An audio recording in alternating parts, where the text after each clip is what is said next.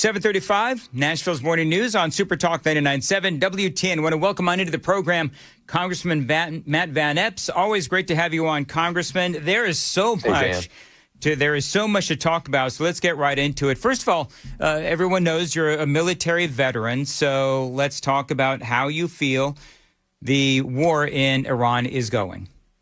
Well, Dan, thanks so much for having me on. I think we're hitting all of the objectives that we intended to hit, and it is moving in the right direction. What's clear to me is that Iran is run by bullies. This regime stated policy is death to America and death to Israel, and the only thing that those bullies respond to is strength. And so the United States now holds the cards. The president is the best negotiator in the world, is doing just that. And so while some of the negotiations have paused right now, we are negotiating from a position of strength. The blockade is working. Their center of gravity is their oil reserves, and that's their profit.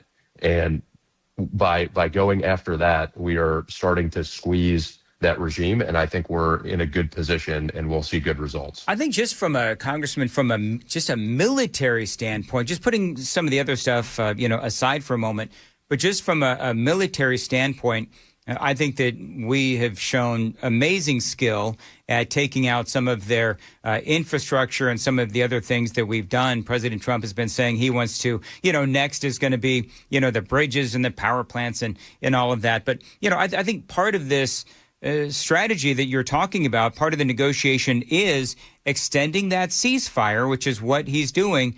But the blockade there in the Strait of Hormuz to squeeze Iran's economy, it does seem to me that is the right thing to do. Dan, I agree with you. And when we look at the military objectives here, destroying Iran's Navy and Air Force, we did that. Reducing the missile launch capabilities, we've done that. Those intercontinental or the ballistic missile capabilities that they have, those long-range missiles, Iran has not been truthful about their true capabilities. We saw the two that get fired at Diego Garcia far exceeding the capabilities that they had told us about. But having severely reduced 80 or 90% of their missiles, preventing them from acquiring a nuclear weapon, and then eliminating their ability to fund and support these proxies who launched October 7th, who were killing American soldiers in Iraq when I was there. Those military objectives we completed, and I agree, our military is phenomenal. And this was against one of the best integrated air defense systems in the world when this started. And through a great plan, we're able to degrade and disrupt that and then get after these military targets. So House Democrats, they keep trying to force through this war powers resolution to stop the president's action in Iran. The president has called Hakeem Jeffries and Chuck Schumer traitors. It seems like the Republicans are unified on the president seeing this through, allowing the president to see this through. Have you seen any cracks in the Republican unity thus far in the House? I've not. And on that war powers resolution, the truth is Chuck Schumer would oppose anything the president does, and that's what he continues to do. I want to run through. I think this is a really important point. When we look back over history, over the Clinton and Obama administrations, they launched multiple military operations without explicit approval from Congress. Going back to 1998, when Clinton conducted a 4-day bombing campaign targeting Iraqi WMD-related facilities. He struck terrorist camps and infrastructure in Afghanistan also in 98. There was the Kosovo War in 99. And then you go to Obama, who conducted airstrikes and enforced no-fly zones against the Gaddafi regime, drone strikes against al-Qaeda and Taliban targets in 2011. It goes to 2016 and 17. So there's this history of actions by Democrat presidents where we have not seen war powers resolutions. This is Chuck Schumer's opposition effort here. Yeah, not real shocking. And I know that a lot of what they do is just so incredibly mired down in politics, and it's all about selling a narrative. I thought this was really interesting. You and Senator Marsha Blackburn, she was on the show yesterday, you have both sponsored a bill in your respective chambers to ensure that the National Guard members serving in cities like Memphis get active duty benefits. Now, this actually started with something from President Trump, right? You being obviously a veteran. I mean, this is right up your alley. It did. And Dan, still serving the National Guard as well. So to have a good perspective on this, this is the Guard Equal Benefits for Federal Missions Act. And so what we saw in Memphis with the Memphis Safe Task Force, which has been really successful, it's a model for the rest of the country on how you can use the National Guard, federal agencies and assets to really reduce crime and do it very effectively. But what we saw there is that there was a gap where National Guard members on Title 32 status, so the state level status, did not automatically qualify for federal benefits unless a mission was formally designated a national emergency.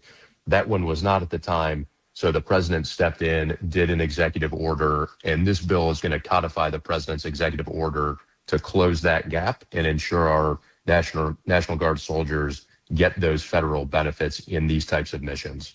741, Congressman Matt Van Epps is joining us on WTN. I don't want to belabor the point regarding the Memphis Safe Task Force. I've been talking about this for a long time. The National Guard has done such a good job. Do you see the Trump administration at this point trying to roll this out in other cities, or does he have enough battles going on right now with Iran and everything else that's happening? Well, I think as you know, Dan, I think there's a whole lot going on, but the president showing up at the Memphis Safe Task Force, I think underscores just how important of a model this is. I've been on the Homeland Security Committee. I've been talking about this as a framework example for the rest of the country as well.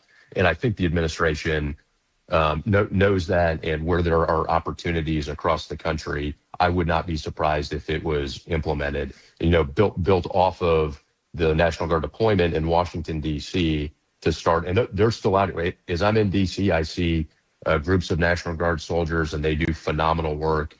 And then taking the best practice from that and applying it to Memphis. And then the surge of federal law enforcement, a number of different agencies, federal prosecutors, has really allowed crime across every metric to go down in Memphis. Another bill that you're sponsoring, and I thought this makes a lot of sense. It's got a long name. The Major Non-NATO Ally Terror Threat Assessment Act has a long name, but a very simple purpose: to make sure that if we have an ally that is not in NATO, that we aren't inadvertently funding terrorists. We've seen a lot of these kinds of things in USAID. So how exactly would that work? Yes. And so this has a very government name to it in this long name, but this originated out of the subcommittee that I sit on Homeland Security, on the Counterterrorism and Intel Subcommittee. And so when there are countries that we designate with this as a major non-NATO ally, and what we just want to ensure is that there is a potential oversight gap where those countries are not doing the requisite research and ensuring that potential terrorist organizations are not operating within their countries. And so this bill is going to tighten that up. It's going to ensure that there's a little bit more oversight, and that these countries where there are defense trade eligibility with this designation, security cooperation, and then access to U.S. contracts and military financing, that we just ensure that there are not terrorist organizations operating there. And if there are, there's a counterterrorism effort that takes place. Now, I have a crazy, wacky question. This makes all the sense in the world. So is it safe to assume the Democrats will oppose this? Unfortunately, Dan, what we're seeing is major opposition. I think this one is, I'm hopeful that this is bipartisan. It just makes a lot of sense.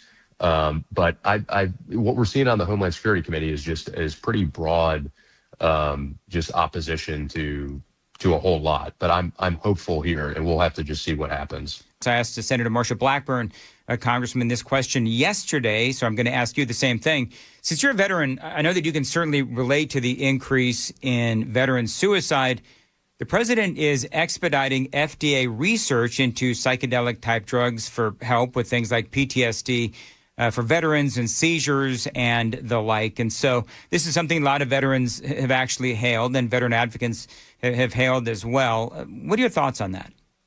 Yeah, I support, I think when we're talking about psychedelic therapy and these new ways to address both post-traumatic stress, but then also potentially drug addiction, I support the president in expanding clinical trials here and then strengthening that collaboration to better understand safety and effectiveness. There's a lot we have to do to better understand it, and if proven safe and effective too, these treatments have to be delivered in a controlled clinical setting under supervision of doctors, other medical professionals.